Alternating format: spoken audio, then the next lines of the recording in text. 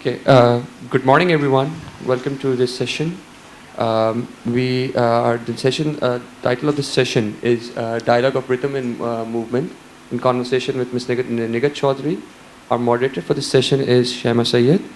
Shayma Saiyid is a dancer, choreographer, and a writer. This session's duration would be 1 hour long. The format of the session would be 50 minutes of discussion, and the last 10 minutes would be for question and answers. I would hand over the session to Ms. Shayma Sayyid now. Thank you. Nighat Chaudhry's name is indelibly linked with Kathak around the world. She began her journey in London, where she moved from Pakistan at the age of 1.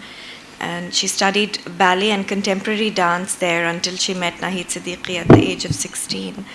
And that meeting changed her life. She was inspired to learn the classical forms of her own culture.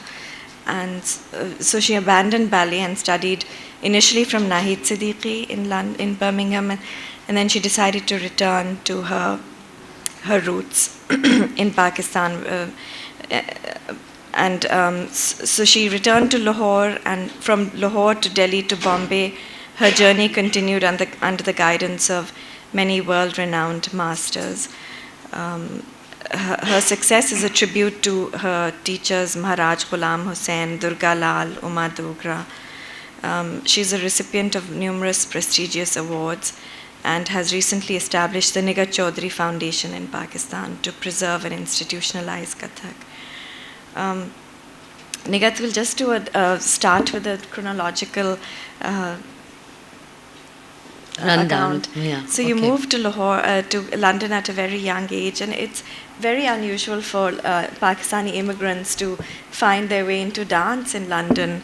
Can you tell us how that happened? You had mentioned I saw a very powerful choreography by you in Lahore, a very personal account of how first it was your brother who went in, and it was against the wishes of your parents. Yeah. Well, I think I fell into it in the sense that at school, environment was like that, and the environment at school was, I was singing, I could read music, I was playing the recorder, I was. Was this a public school or art school? It was the Fulham County Grammar School, which eventually turned into Fulham, Gilead Secondary School. And before that, I was at Lily School, which was very close to my house in Fulham, SW6. So the atmosphere was like that. All the children were singing, all the children were dancing, all the children were doing ballet. In Birmingham? In London. In London. So I think it was in me always. It came very naturally to me to sing, to act, to dance. And I think that's why you have always, ever since I've known you, you've had this interest in institutionalizing it. Yes, because absolutely. if you rely on support from your family, it's very difficult. No, yeah. I believe in that very strongly. So first your brother paved the way for you to go into...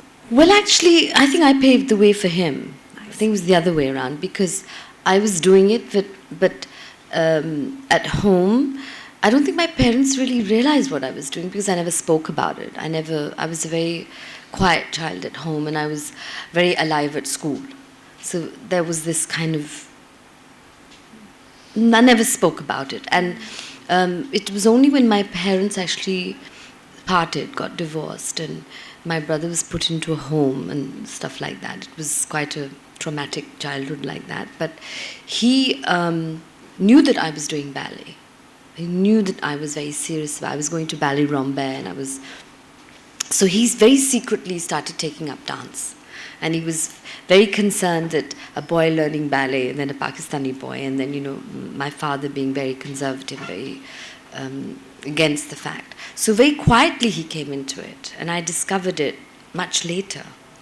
When once he said, let's go and see a show together, and we went to Covent Garden to watch Sleeping Beauty ballet, and he was like, I was amazed because he used to joke about men in tights and things like that. So suddenly here's my brother Susi. I said, what's going on? Then he told me that he's actually pursuing a degree in dance. Amazing. From Surrey University. So that was quite Mm-hmm. It's amazing. And I remember you showed me a dance video that he made Yes, one time, yes. contemporary dance, Yes. set in the subway, Yeah. shot in a subway Absolutely, yeah. inside. It was amazing. So he chose to continue in the Western form, and Yeah. you, because of your meeting Nahid Siddiqui, you Yeah, my switched journey to that. changed because even though I wanted to do ballet and I was very serious about ballet, and I think I was moving into modern dance and I was kind of experimenting. I went to the Laban Center for Movement and Dance, and I was going into it academically as well and choosing that aspect. And then simultaneously, I had also started Kathak at the Bharatiya Vidya Bhavan in London. And I was just fascinated by it because my ballet teacher said, where are you from? And I said, I'm from Pakistan. And they also said, why don't you bring in a project about your own country's classical form or something? So when I went to the Commonwealth Institute, which has a huge library in London, I found no books in Pakistan that spoke about dance, yeah.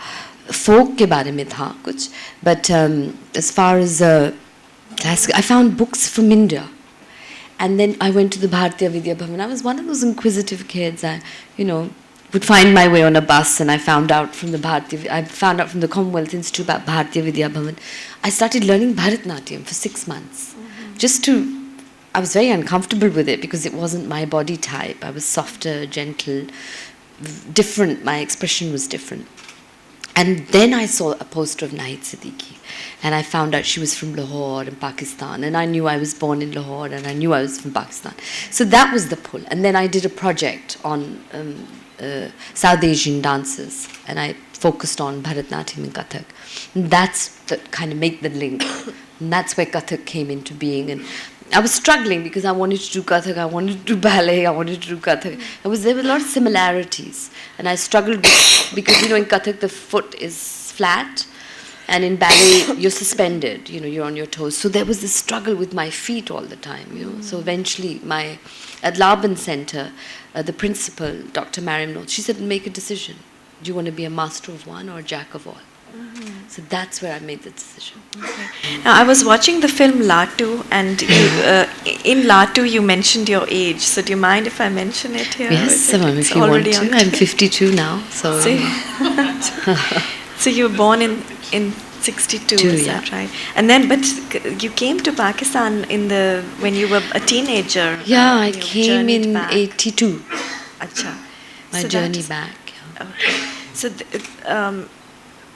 when you arrived here as a, your family's in London, and at such a young age to come, that's the age when all of us go abroad, try to go, and you came back on your own, and again with, how was that experience living in Lahore on your own as a dancer? It's really one of the most... I won't say I was fully a dancer, I was a student of dance. I was studying dance, and Nahid Siddiqui had told me, it's very important to go back to your roots. And Zia Mohyuddin, I had the atmosphere of, both, because I seriously got into Kathak. And, there was not enough of Kathak in London at that time. But just within 3 years, your talent had been recognized, and you arrived in 85, in 82, and in 85 you were performing... you were chosen to represent Pakistan at the Asian Advertising Congress in Seoul, and the Great Hall of China in 1987. So it was very quickly... Yeah, I was very fortunate. I was very blessed. I think I worked very hard. I was very committed. I was very passionate. I was always practicing and learning. So who had, for the Asian Advertising Congress, was that Pakistan government? Or how did Actually, that was the Advertising Association. Hamid Haroon and Javed Jabbar Saab and all these people had got together. And they were the magnates of the advertising world. And so they took you to South Korea, and they also took you to China? They took, yes, absolutely. I see. And in 1988, you won, while you were still in Pakistan, you were awarded a scholarship from the British Council? No, I actually was given, this has been very guarded, but I won't mention the people, because there was a company in London who were connected to my school, and they were Pakistanis, and they had seen me grow. So they sponsored my scholarship through my dance school. Okay. It was very interesting. Through the Bharatiya No, Vidya? through the Laban Center. Oh, I see. Yeah, and they had been seeing, and they were very strong, financially very sound business corporates in London. Pakistanis, and they did not want their names to be mentioned or anything, and they, through the school, through the source, because patrons and donors come in, that always happens, come through companies, so they said she's the first Pakistani that's come into ballet and, you know, taken it so seriously, so we wanted to support. Then when I changed my route, they fully sponsored me to go to India. I put in another application.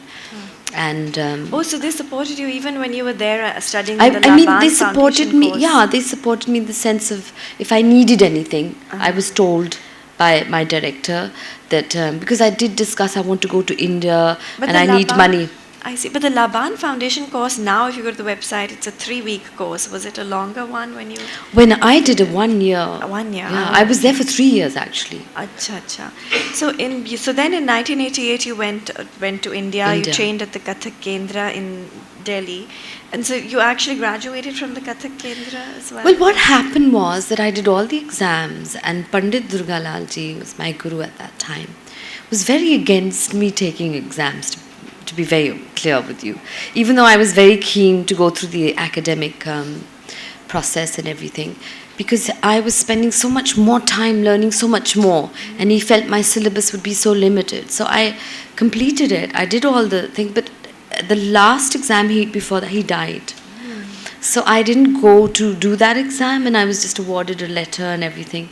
And somehow I understood that he wanted me to, because I started to understand it systematically, because in Pakistan, even though Kathak is being taught, and my eyes opened up when I went to India, there's a whole system, there's a whole repertoire, which I did not realize. That, you know, Kathak has a repertoire, there's a certain... because in ballet, you know, I feel that the repertoire is different. In the subcontinent, the South Asian dancers have a very huge repertoire. And there's so much to learn. You're learning acting, you're learning music, you're learning an instrument, you're learning what aspects of the technique are depicted, you're learning about what different expressions there are, what different women or characters you're portraying. So there was so much, there's the Natya Shastra, there's so much in it. So I felt this is just a piece of the cake. It was just the beginning of the Kathak Kendra, was the beginning of opening that whole world to me. Of course, right. So that must have been traumatic. This teacher of yours who you'd been training so intensely under, he goes to perform on stage, and then that same evening he collapses. He died. At a very I was young supposed to age. go. You were very Lucknow, close to him. very close to him, very close. So I'm sure, you know, after that it would have been, I can imagine, very difficult to continue. Actually, when he died, I actually decided to give up because I lost my will. Because I was so close to You him. stopped dancing he was for the a best whole guru year? I ever had. For 1 year, I couldn't wear my ghungroos. It took me a long time to come back. And I had a dream where he kind of came into my dream, and he was kind of just... I felt like his energy was telling me to get up. You know, you're my representative in Pakistan, and you've got work to do here. It was strange. He was taking me through these corridors and doors, and there was Pakistan written. I didn't understand it, but then as time went by, I realized, you know, I have a role to play. I have something to offer here, and I must follow that. And that kind of brought me back in. I kind of mustered up, started doing my practice again. I used to feel him in my room a lot. In 94 is when you then returned to Pakistan. Yes. And then since then you've been working to improve the dance fabric, the cultural dance fabric.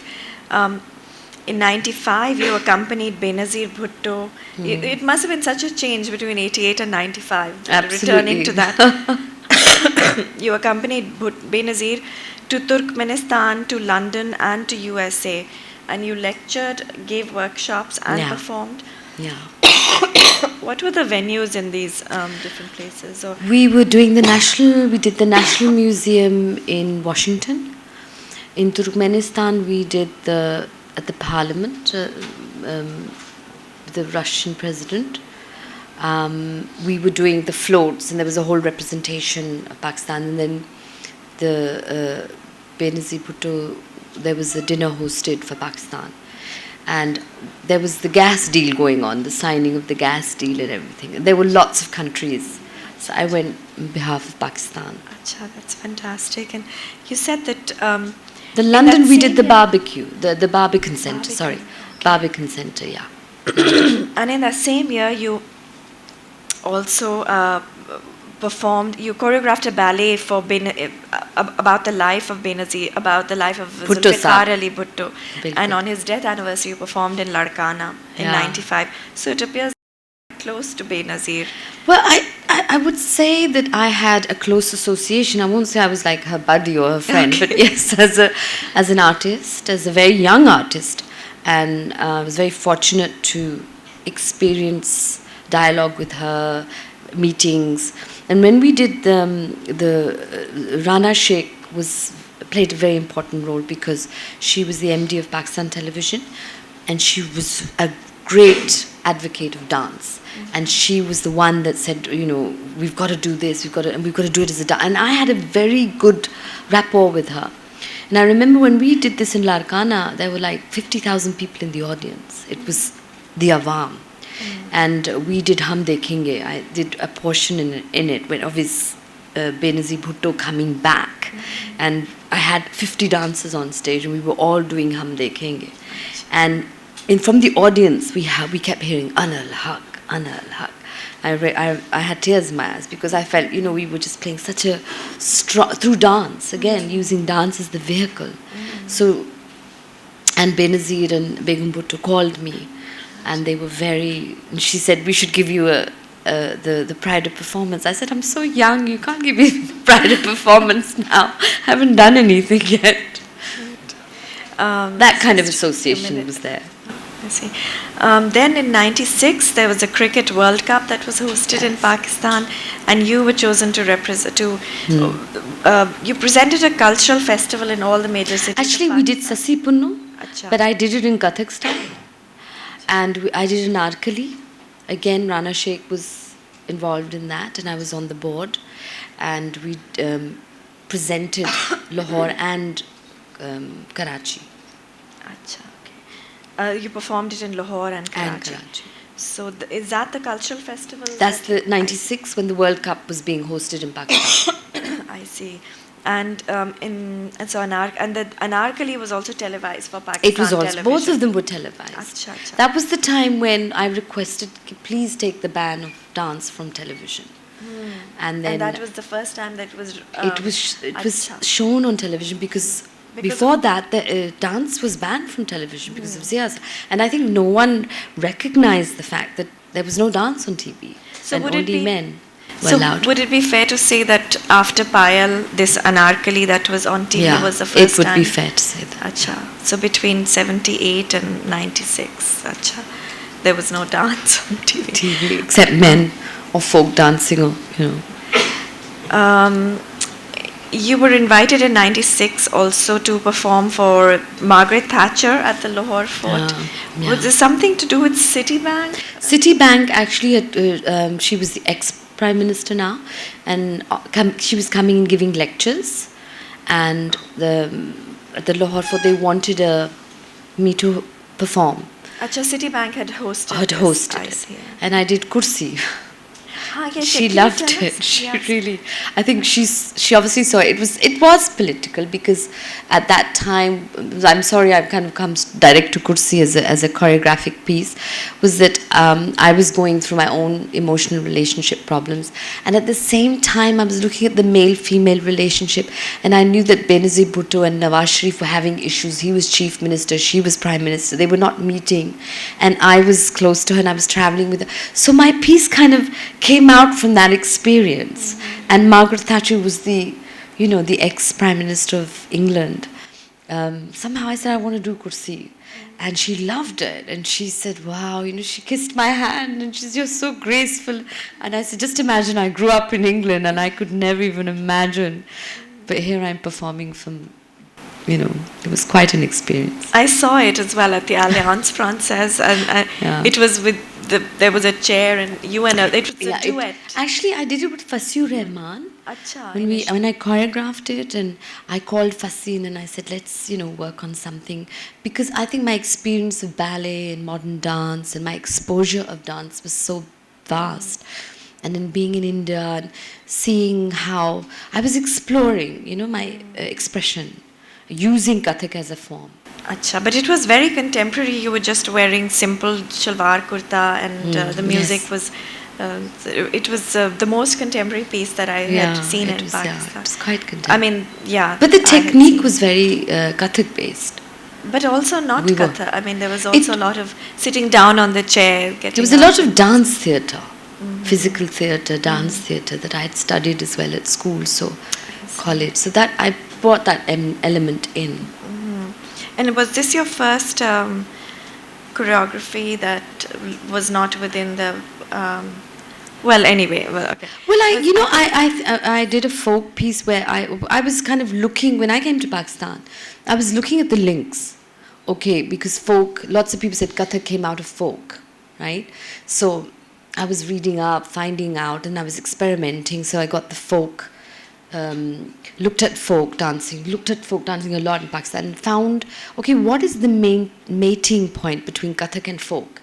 And I found the pirouettes, some of the beats, some of the expressions. So I did a piece for, again, an advertising agency, and they were hosting something in the Sheraton, and they asked me, and I said, I want to explore this piece with folk and Kathak. And I did my first experiment with traditional dance, and Kursi came after that. You gave me a video of that. It's the Leva dancers, the Makran coast. Yeah, and I was just working on what, where is it the rag, is it the beat? With Kathak, I used the pirouettes because they pirouette a lot, and Kathak we pirouette a lot. So I was finding points that were similar. But that was a tremendous piece, because it was in using the very, very low lay, the Vilampit, very slow tempo. Moving into Vilampit Kathak. And then bringing it up. I hope that the Nighat Chaudhry Foundation is going to invest into preserving these choreographies. That's the focus of the foundation, to be able to document, to preserve what is dying, because even folk dancing today, our generations, when they come to us, they say, does anyone teach hip-hop? Does anyone teach salsa? Which is fine. I'm not against anything. I love all kinds of dance. I'm a great advocate for seeing all good dancing. But I also feel we need to stay rooted and anchored to what we are as people, as our cultures, our tradition. And if we want to do fusion, there's this fusion with the Makran Coast, Leva with Kathak. There's a lot of fusion that can be explored here as well. You've performed for many charities in Pakistan, like the Cancer Society, Association for Children with Emotional and Learning Problems, SOS Village, UNICEF. You've performed with the Junoon in a United for Peace platform. You've received many awards: the Faiz Foundation, Faiz Ahmed Faiz Award in '94, the Nigar Award for Excellence in '97. And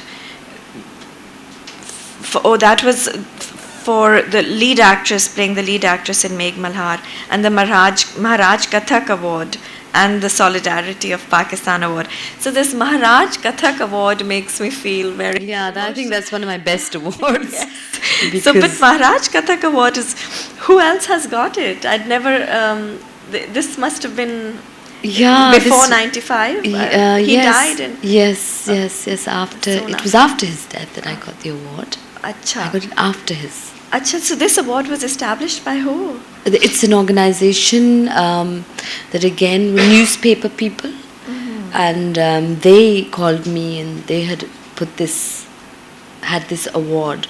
I don't know whether it's been redone, but they just decided to Acha, I think it might I have had been. performed at the press club, Acha, and wahan se I think this acha. something they did themselves. It might have been a one-off thing because it's Yeah, not done yeah, somehow. yeah. But then the Solidarity of Pakistan Award, what is this? Again, that was for a lot of work with the government, the Sindh government, when I was in Karachi. Acha. That came from those So it was quarters. during the yeah. Bhutto time, I see. And even after. This was much later on, after Benazir, after, I think maybe Nawaz Sharif's government. Okay, so what year did you get the Solidarity of Pakistan Award? I can't. Acha, you don't remember. Acha, acha. I think it's It must have been sometime between 96 and 2001. 2000, yeah, in between that, yeah. And in 2001, you were appointed Director of Pakistan National Council of the Arts, Karachi.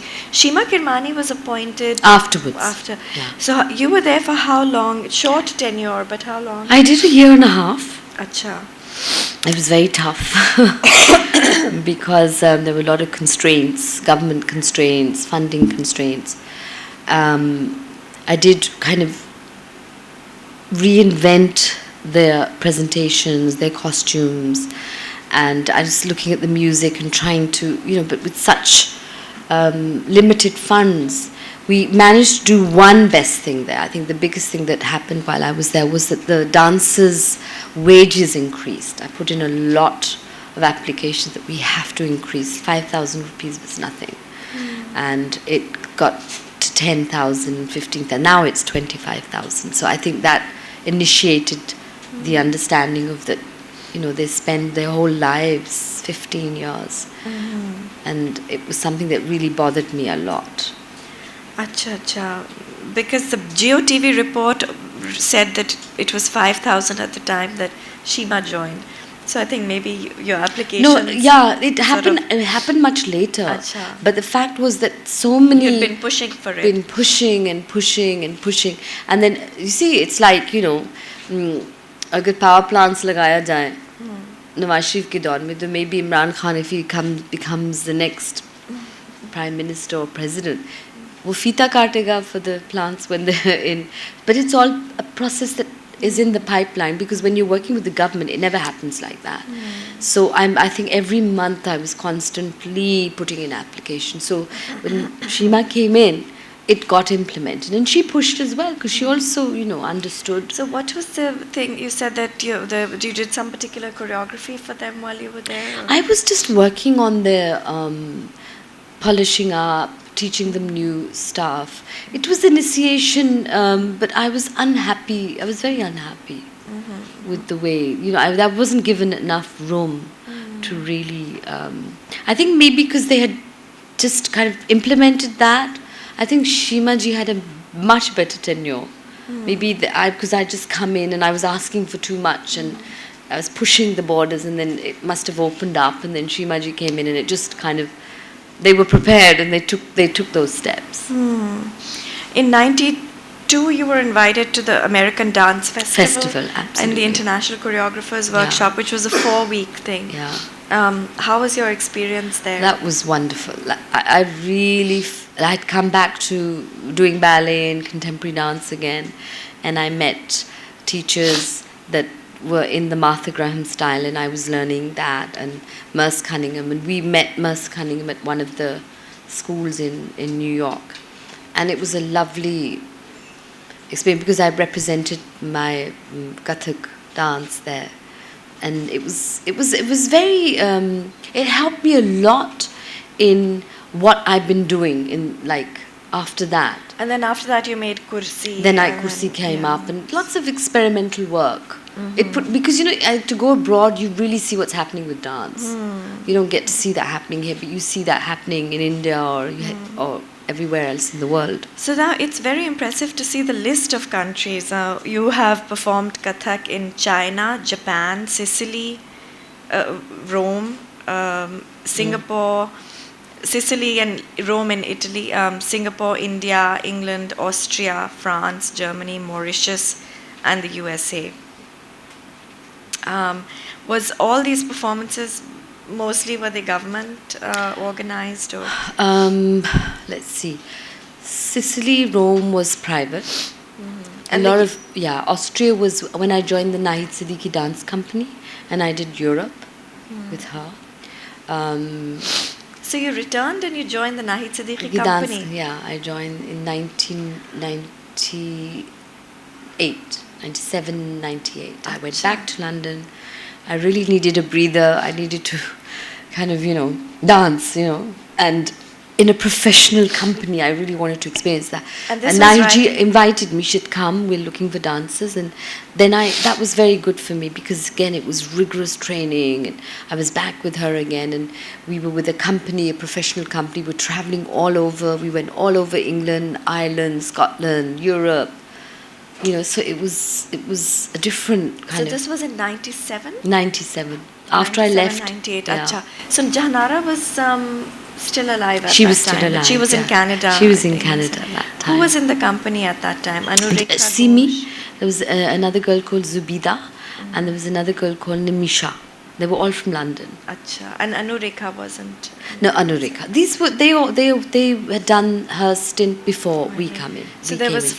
a company of four We dancers. we also came to Pakistan through the British Council, Acha, and we did Rang and Prism. Acha, acha. Let's see. You also have been. You set up your own. Stepping away from Kathak. I've heard a lot because a lot of my friends have children who have been singing praises about how good you are with kids. And with kids, you've started this new technique where it's just creative movement. What you did here yesterday with kids as well. Yeah. And there's something you're continuing in Lahore? Yeah, you see, creative movement, I have a structure, a very clear structure to it. But when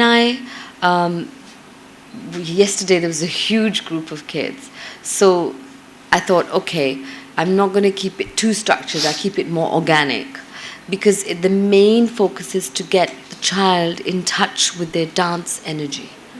It's a very powerful energy. And it's very physical when you do not come to that level of the spiritual energy inside your dance, which is the mature, evolved energy. So the childlike energy is very playful and they will copy and do anything. So that's how but I'm structuring it through storytelling. I'm bringing out a technique with it. I'm experimenting. And Lahore Grammar School in Lahore, I'm teaching at all the schools. And I'm bringing that aspect in with body shapes and awareness of how to hold the body, how to collapse the body. And so this is something you began in 2009. And then from 2010 to 12, you were performing arts instructor at the Lahore Grammar School in DHA Lahore.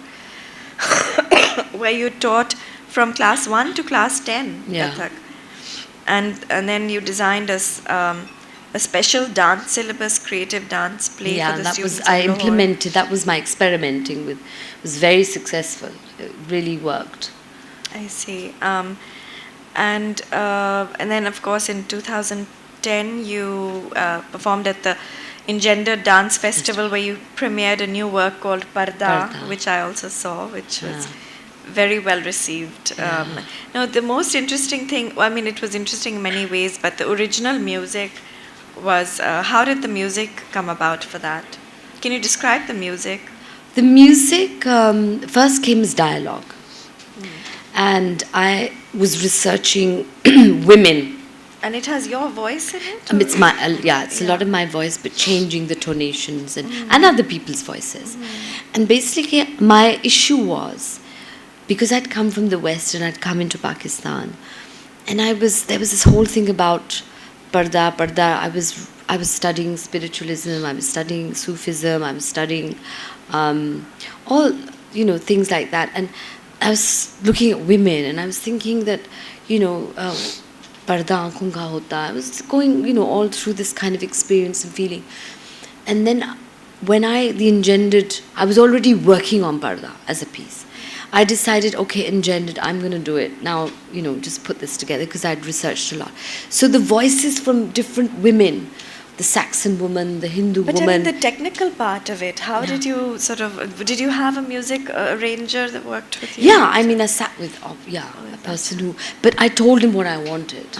These are the sounds, this is this. I recited my tukra. I went around on my iPod taking, recording voices of the men, or the brother, or the father, or, you know. And then some pieces I picked up from CDs. Like one of the pieces is when she finds herself, she becomes aware of her body when, you know, in the piece. It was a piece done by Zakir Hussain, and it was one of his CDs. It was pieces of 10 beats mein tha. So I loved that because it was so sensuous and it was so, you know, so I used that piece there. What was the name of the man who worked, or the artist who worked with you on this music? There was a person called Imran Nafis Siddiqui, who Achha. is very connected to theatre as well. Achha. And my ex-husband was also working with me, and I had a team of producers and filmmakers and audio people in the production unit that I was connected to. So they all were like IB Films. They were all. You know, it's very difficult, you know, as an artist, I'm sure you're attracted to these very artistic type of men, and as a result, you've sort of had a tumultuous life in that way. That's married part to, of life, you know.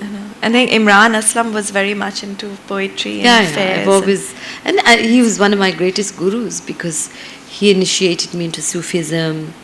I was very, you know, Hiranja. I did a lot of the love legends. Mm-hmm. I performed. It's so strange that my journey has been that I was also performing what I was studying, as if I was being educated by some force.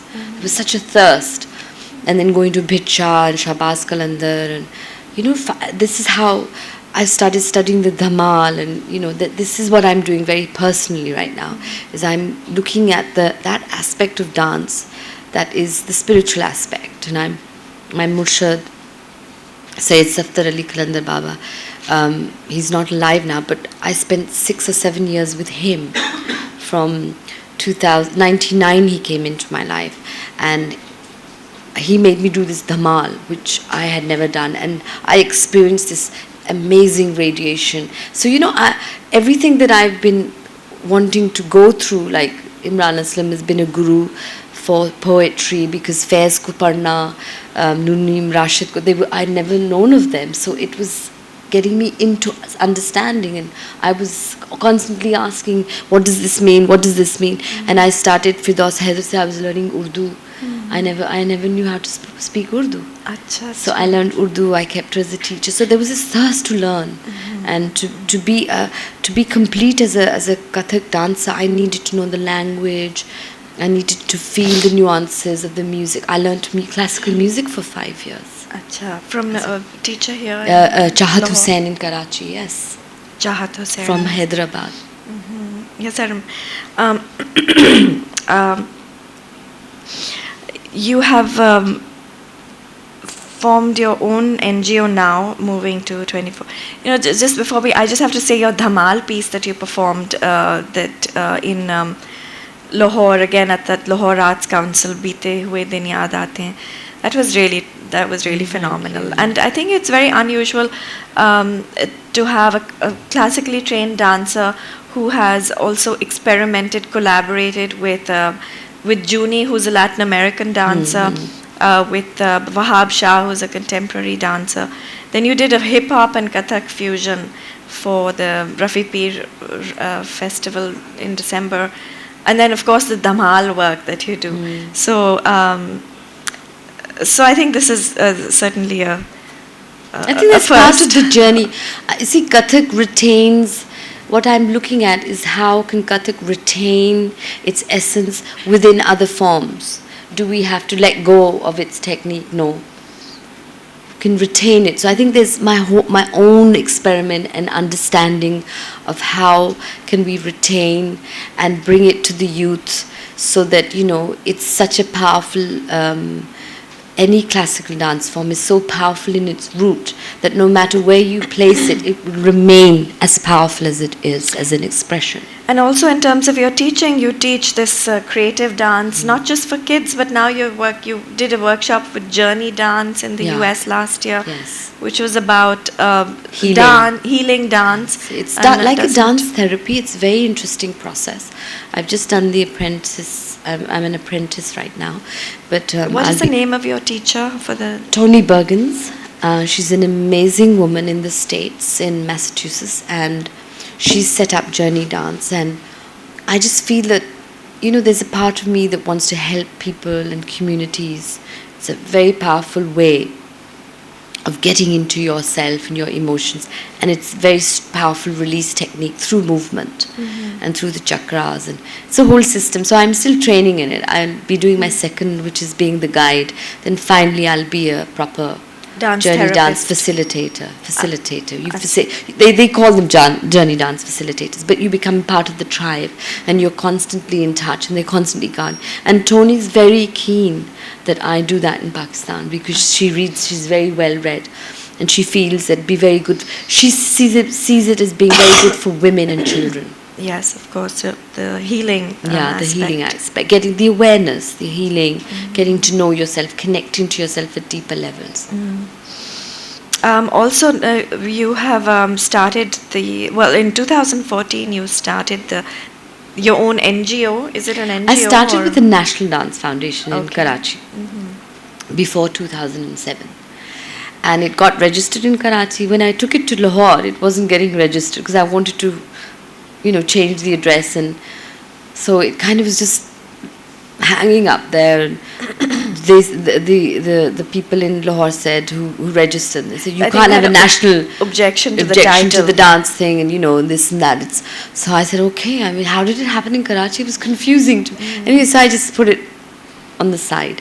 And then I got a lot of input came from you as well, and a lot of other people were saying, change the name, So I remember I was thinking of, you were the one who said you should call it Nighat Chaudhry Foundation. And Shayma played a big role in that. So eventually now we're up with the Nighat Chaudhry Foundation. That was Well, I said that because they weren't accepting this title. Yeah, National Dance I was struggling Foundation. with what should I call it, But I realized, I'm glad I've called it that now. So the Nighat Chaudhry Foundation now is gone through the process of being registered. It's quite a long process now. And there's a lot of projects. It's not just about, it's about writing books. It's about bringing out. We're also signed up with the PRSSV. Yes, can you tell us about this PRSSV? So this is the first time Pandit Ram Sahai Sangeet Vidyalaya. So this is the first time that a formal examination in Kathak is going to be done here, and one of your students has already done her first grade, initial grade, which takes her into the exam. And Priya Sajjad, Dr. Ms. Sajjad's daughter, she's in Lahore learning from me very seriously.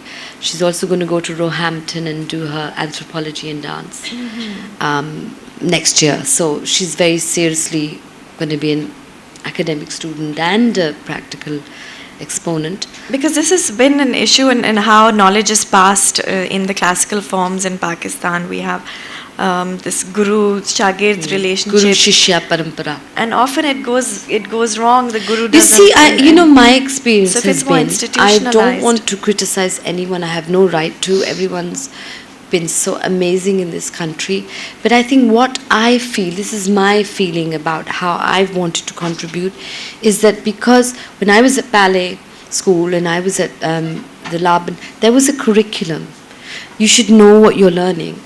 And in Pakistan, no dance that's being taught has a curriculum. We've managed to get a music curriculum. We've got fine arts curriculum, the NCA, the NAPA, they've all come, but dance still does not have a syllabus. So how would a student know what they're supposed to be learning? So you could be... And the pace at which... So in a year you should be acquiring... You should be have learning, reached a certain stage within a year. You should have a goal. You should be able to go this far. And you see, when you keep a goal, you have a focus, and then you have a result and an outcome. So input, output. So that's been my focus. I've been on this for years. And finally I found the PRSSV. and they're credit for learning the exams because it's London based. So the certificates will come from England, and they're up to A levels, and they take you to university level. So they were the only ones that were willing to come into Pakistan and sign. So NCF has collaborated. We've signed. I'm the sole representative of them in Pakistan right now. And the exams are done through Skype, so Yeah. you perform in front of a video. Actually, we do the videos. Through Skype, or you send the videos? We do the videos. NCF does. We've just done the video. We've sent it through, and then the multiple choice papers come in, or the questionnaires come in. They have to fill. They're sent back. But also, they've just sent me an authority letter because I felt if it's in English, then it's also limited. So I've just asked for permission from them. Francis Shepherd is the CEO who I met. They've sent us an authority letter to have it translated into Urdu. Okay. Now, just to move over to just if you have any comments about other dancers in Pakistan, you were mentioning Ashiq Samrat and Ghulam Hussain Patiale Wale had an influence on the Lahore film industry. Yeah, very strong. And then they were originally pure Kathak dancers trained, and then when they came here, they moved into the film industry. So it sort of the flavor of the dance changed, but they are still their grandson. Ashiq Samrat's grandson is still teaching for the Lollywood Samrat dancers. died. Pappu Samrat is very much in the film industry, playing a very active role, and they have a classical base. I mean, Khanu was very much more stronger in his classical Kathak base because we used to meet up, and he had a lot of knowledge. Ashiq Samrat is the one who moved. He's From the father of 47, Khanu. after partition, Ashiq Samrat was given this title, Samrat, from India, and then came to Pakistan. Achha. Ghulam Hussain Patiale Wale was based, I think, in Karachi a lot. And Also- I've heard a lot. There's not a lot of evidence, but in the Kathak book that was written by Sunil Kothari Saab, Ashiq Samrat's name is there. And Maharaj Ghulam Hussain Kathak, who learned from Achan Maharaj, from the Lucknow Gharana, which is Birju Maharaj's father. Yeah. So we have evidence of. But Ghulam Hussain Patiale Wale is not. We don't really have clear evidence, but lots of Rani and the film industry. Tara Chaudhry was a classical dancer who trained by Patiale trained Wale. by Ghulam Hussain Maharaj Patiale Wale. Acha. So we don't have full evidence of. I can't really endorse that. There's a lot of evidence there where he's from, or. You were close to Rafi Anwar. Oh, Can you yes. tell a bit yes. about your Actually, relationship with him?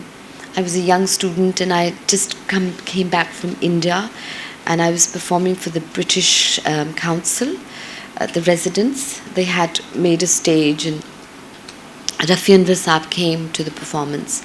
And I did not know before that. He was a Bharatnatyam and very well established and had done some amazing performance. I did not know that he had learnt Kathak from Sundar Prasad. And Sundar Prasad ji was my guru, Pandit Durgalal ji's guru. So after the performance, he had tears in his eyes because he could see the Jaipur Gharana style. And I said, I didn't know you had learnt Kathak. And then I went to his house, and he showed me the pictures of Sundar Prasad ji. And he was very encouraging. He really encouraged me, and he said, you must keep this up. You must keep it pure. And so you also mentioned about Meher Afroz's Sons and Rivers. Sons of Rivers, Sons of the Rivers, Rivers ballet. This was something Well, brilliant. it's very interesting because a lot of dance has been happening before I came in. There's been so much that's been happening in Pakistan. Apparently on TV there was a program called Nirtya Tale Tale that was coming from Bangladesh. And a lot of classical dance is being shown on television in the 60s, before Zia's time. So So Sons of the Rivers was shown on TV? No, it was, I don't think it was, I think it was a ballet that was PNCA. was done on the PNCA, it was done on stage. Right. But a lot of people contributing, and apparently I heard it was a very powerful ballet. Okay. Well, anyways, I never got to see it, but I heard a lot about it. Okay, I wish we could talk more, but I have to open it up to questions. Nadia? Thank you, Ms. Chaudhry, for that overview of an absolutely remarkable career. Thank you. Since you have some familiarity with ballet, you probably know about the biographies of Jelzy Kirkland and Margot Fonteyn, and hopefully we will see an extensive one of you at some point. But could you comment briefly, though, dance is considered a very glamorous profession, but could you comment on the day-to-day hard work, the grueling hard work that you put into it? It's very interesting you know. say that it's glamorous, because I don't think it's glamorous Right. at all. Could you comment on that, please? Because we look maybe very glamorous on stage, but there's a daily routine of rehearsing. There's a constant, you cannot be away from that routine of 2 or 3 hours. I would say the minimum, once you've put in so many years of hard work. I mean, even as learning ballet, there were 4 or 5 hours in the evening. I never played out with dolls. I was at my ballet school, and my parents never understood what is she doing, but they knew that I was doing something. To them I was playing out, but I was at ballet school, and in school as well. So even when you become a professional, or when you're training to become a professional, at Kathak Kendra, our routine was that we would do yoga at 8 to 9, and from 10 to 3 we would be dancing. And then we would have a break, and then I would be doing my music class for 1 hour, and then I would go and rest for half an hour, and then in the evening I would be going to my guru's house for another 2-3 hours. So I would be home at 10, because I'd have to be up at 5-6 in the morning again. And I was the kind of student that even at home I would do my footwork to warm my body up and do my stretches. It's very, very tough, and it's a very lonely profession because you're on your own. I can see with my students that who have learned, like there was a student, Arjuman Rahim, there was another student, Zishan, they've gone into acting, he's become a senior producer at Geo. But it was tough because you have to give up a lot. You have to be rehearsed, you have to be in constant practice, otherwise you will not reach anywhere, and you'll be just floating in midair, and you'd remain a mediocre, and you'd just be a part-time dancer, but you're not a professional then.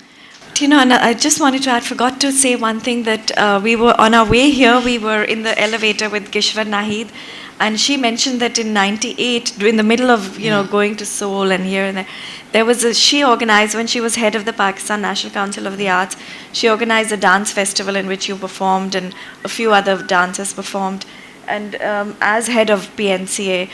And then when she came back to her office in Islamabad, Sheikh Rashid was standing outside, and he dismissed her from her post. He said that you shouldn't have done this. This is a misappropriation of government funds for dance. So even after the Zia era was over, there was residual of this kind of thing. But those struggles coming are back to your question, I just feel, yes, it's once you've become a professional, if you've done those 12 hours a day for so many years, for 3 years, for 4 years, after I left Pakistan, I don't remember, since I've been to India, recognizing that there's a lot of work to do. That you're constantly, I think for the 7-8 years I was in India, I was dancing 12 hours a day. I don't remember socializing. I remember weekends, sometimes I would say, I need to go to a club and just dance in a very open way, so I'm not so structured. Did you feel that in that dance school, we don't have that here in Pakistan, did you feel that in that environment where it's so institutionalized and there's so many young dancers who are wanting to become famous, was there an element of exploitation? Because when you're working so hard physically, it's easy to also be exploited for young women in that position. See, exploitation, I would not say is not there. It's even in America. It's even in England. Yes, in ballet. In ballet, we see so many films with so much happening. So in all areas, in the film industry, in the arts world, in the theatre world, you will always find this element. And I think it's your choice of how you deal with it and how you overcome it and how you transcend it and how you come into yourself. I think Pandit Durga Lal ji, thank God he came into my life, was a teacher who always used to say to me, तोता नहीं बनना किसी का, मेरा भी नहीं बनना, अपने आप को डिस्कवर करो. And he was very spiritual. So I think that thing stayed with me, that discover yourself, find who you are, go through things. You will find your niche. You will, you will find what you have to do. So even today, I mean, if you're asking now where I stand, I'm teaching dance the whole day at school. From 8 till 2, I come home, I have my lunch, I go to sleep, and I do evening classes. Not so much nowadays because I find that I want to focus on myself. And then I do 2 to 3 hours Monday to Friday. On Saturday mornings, I have a collective class with my students and we do 2 hours of footwork. And I teach them. And I actually make them do the footwork with me so I can raise their level of their barrier. Because, you know, you tend to be comfortable with your footwork or your training. So I'm pushing the boundaries and making them come up. So now we have a question from Rafi. I missed the first part of your talk, but you're talking about your training in ballet, which I see as a Western, classical Western genre. But, you know, I was just going to make a comment that, you know, what I've seen with your performances and with Nighat Siddiqui's performances and Shayma's also, they're more in the classical Eastern tradition. So is there a place where where East and West can meet? You know, we see a lot of like fusion of East and West sort of coming together in music, but I haven't seen a lot of that in dance, at least in Pakistan. So I was wondering where, you know, I've seen some... Actually, one has, maybe because it's not been so seen, but I have experimented a lot. I think I've done with salsa, with hip-hop, with folk, doing a lot of contemporary, bringing a lot of my contemporary aren't training. You starting a training institute? Yeah, and plus in Lahore, I've set up the IPA, which is the Institute of Performing Arts, but its focus is a lot on dance and bringing in the academic aspect of dance.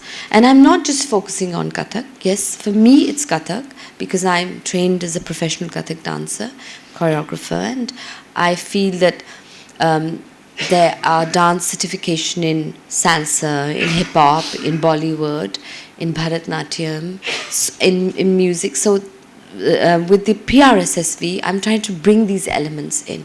My focus is, for Nighat Chaudhry Foundation, is that whoever comes in, they should know what they're learning. They shouldn't be, we're in the dark about the goal, or 1 साल में कितना सीखना चाहिए, 3 साल में कितना होना चाहिए, what is the syllabus, how many tukras should I be learning, how much should I, what kind of history should I know. In Bollywood, not just in Kathak, but in Bollywood as well, exactly. They have a training syllabus. And they have a training syllabus, and I'm discussing with PRSSV to bring in, and I'm wanting to look for people to train them as teachers so they can teach it through the syllabus. To teach Bollywood style as well as to get other, so now you can get international certification in Bollywood style dancing as well. Yeah, I mean, I'm bringing it in because there are lots of people who might just want to do it for themselves. You know, dance does not have to, you see, it doesn't always have to be professional.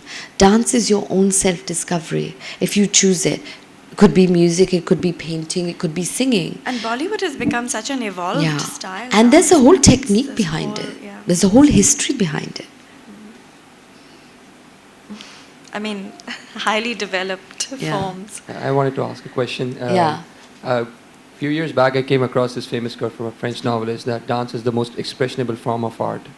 And I know it might be unfair to rank different genres of dance as in terms of the energy sapping, in terms of the barriers that we talked about. But is there really any barrier to Kathak? I mean, in terms of getting better, I mean, you have certain landmarks, certain milestones to get better. So in terms of Kathak dance only, how do you feel you can get into the next level from one particular level to the next in terms of Kathak dance only? You're asking me personally or yes, generally? Okay, for me, there's so much still more to learn. I'm, since my guru had died, I have been on this, not very easily satisfied with, okay, who's going to be my next guru? But I met Birju Maharaji recently in London and Shashwati Sen, and I was my heart was calling out to Shashwati Sen. because I feel she's done so much for Kathak, institutionalizing it in London, played a massive, huge role. And I discussed it with her and Kumuddin Alakia. Two people I feel are the people that I would like to bring in with me into Pakistan, because Briju Maharaji has come out with this book which describes, and actually every dance movement has a name. Whether it's your hand is like this, whether your hand is like this, whether your hand is like this. So it's going deeper. So there's much more. I think what's happening with me, I'm going very much into the academic aspect for myself. I'm reading up more. I want to write books. I want to, bring in, but keep it Pakistani based. I want to keep it very important that we recognize it here as a root in Pakistan as well. Sir, could you just say very quickly, who are you collaborating with for the TP, the Performing Institute? The Curtain Call is an acting so NGO. Collaborating with yeah, them. we're collaborating together. together. The bricks and you've got We've got the place. I just have to go back and get it painted. We're implementing everything. We're starting. We're launching in March. 1st of March. Is there anything you want to say to wrap up? Any other questions? Does anyone else have any question?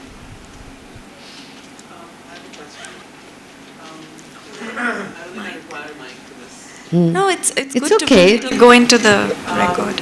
A young professional who's working in some other field in Karachi, who wants to dance for him or herself, and particularly they want to learn Kathak. What would you tell them to do? How would they go about it? Someone who wants to learn in Karachi? Yes. Unfortunately, there are not a lot of Kathak dancers here. I don't think there are many people. Is to find... You see, there's Shayma a certain... Kirmani. Shayma ji she's teaching Kathak? But she teaches everything. She teaches Odissi, and sort of her classes teach all three styles in that time period. In that 2-hour class, she teaches all styles. So you see, I see this. We're very limited with our specialized teachers. Like Nahid Siddiq is specialized in Kathak. I'm Kathak based. Fasi Rahman is Kathak. So Shayma ji, I feel, is Odissi. Her main forte has been Odissi and Bharatnatyam. And then she learnt a bit of Kathak. But she's not specialized in Kathak, because we've just focused on, mastering one form. It's very unfortunate. There are students here. See, what happens is a person who has done Kathak for so many years, any style, there's a certain technique that is developed. Some people put their arms up like this. That's wrong. So a wrong teacher can really spoil the style on you, right? Because it's their way of how they've learned or they've perceived it, so I'm very sensitive like that when I see some students have come to me and I'm cleaning up their style, because the way they're standing on the back of their heels. But he's asking about how to do it in Karachi. I don't know. You might. There's a way that through Skype, some teachers in India are willing to. Maybe. And I don't know if you might be willing to. We're going to be starting things like that, and once inshallah we have the center up. We've been discussing this a lot with the team, that we need to go around the country and do workshops for people. There's a student, Azaz Sohail in Lahore. His guru is something Chakravarti, Kaushiki Chakravarti. She lives in India. He lives in Lahore. But every morning on Skype, I think 5 a.m. or something, he has a lesson, 2-hour lesson or something. Yeah, so you can, yeah. You can. And he just sends her the money through Western Union. Yeah. And you can go online and find out if you want to do it in the privacy of your home. There are Kathak teachers. If I can't remember her name, but there's one who does that. She's in India and she teaches classes. There's a center called the Divya Sangeet Center that you can go online. They also do online classes.